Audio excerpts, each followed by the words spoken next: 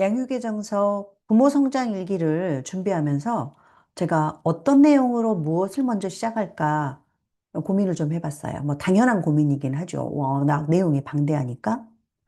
그런데 일단 저는 신경과학으로 조금 시작을 해보고 싶었어요. 그러니까 신경과학으로 봤을 때 부모의 양육은 어떠한가? 그리고 두뇌에 기반한 부모의 양육은 어떤 영역들과 어떤 내용으로 정리가 되어 있을까? 이걸 좀 추가로 더 공부를 하면서 저는 정리가 된 것 같아요.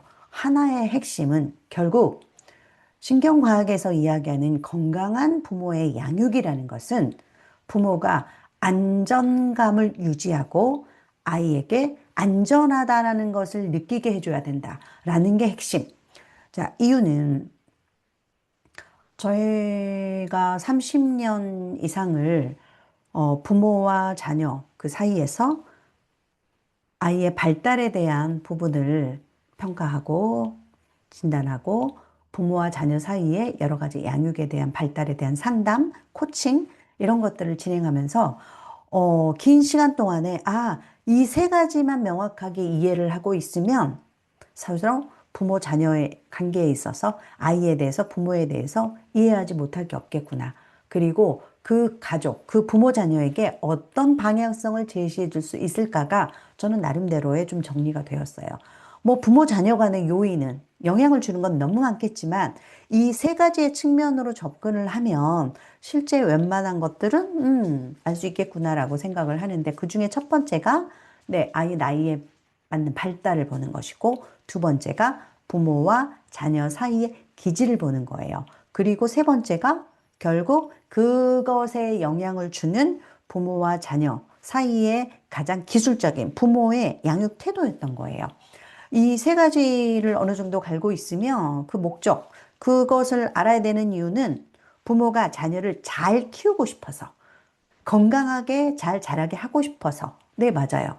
그런 것들은 결국은 기술적인 부분들, 이 아이의 상황에 대한 부분들이라면 이것들을 하게 하는 심리적인 부분의 네, 인지적 영역에서의 두뇌로 나의 뇌와 그리고 몸이 서로 연결돼서 훈련해야 될 최종의 목표가 결국 그건 것 같아요. 안전감. 네.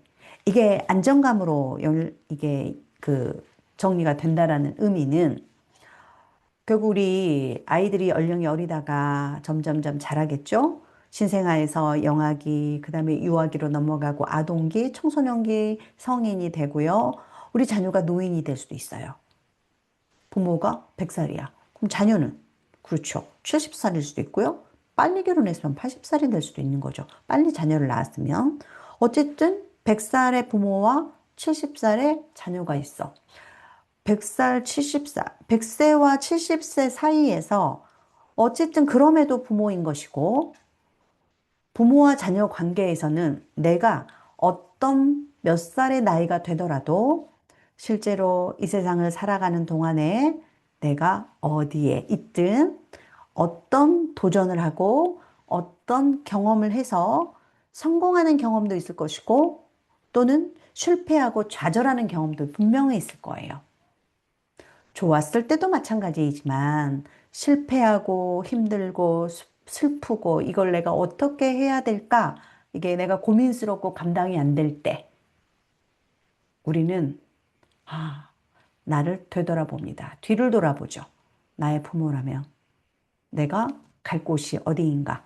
자, 이때 부모가 언제든지 뒤에서 오렴, 언제든지 네가 와서 쉬고 부모에게 말하고 가렴. 자, 안전하다는 이게 느껴져야 부모로부터 지지도 받고 부모로부터 되돌아가서 격려도 받고 싶은 생각. 그리고 언제든지 돌아갈 곳이 있다라는 자녀에게는 힘이 될 수 있겠구나라는 생각이 많이 들어요.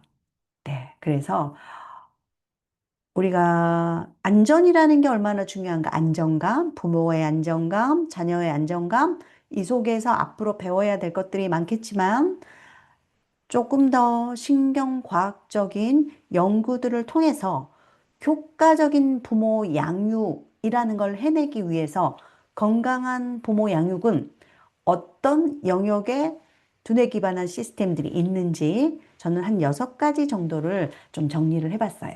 그래서 다음부터 하나하나 그것들을 좀 쪼개서 이야기 나눠보도록 하겠습니다. 우리가 부모, 자녀 간에 해야 될 것들은 너무나 무궁무진해요. 그런데 처음에 시작의 포문을 신경과학적인 측면, 연구되어져 있는 것들, 확실한 것들, 결과가 나와 있는 것들, 그래서 부모가 이래야 돼 라고 있는 것을 가지고 먼저 접근하고자 합니다.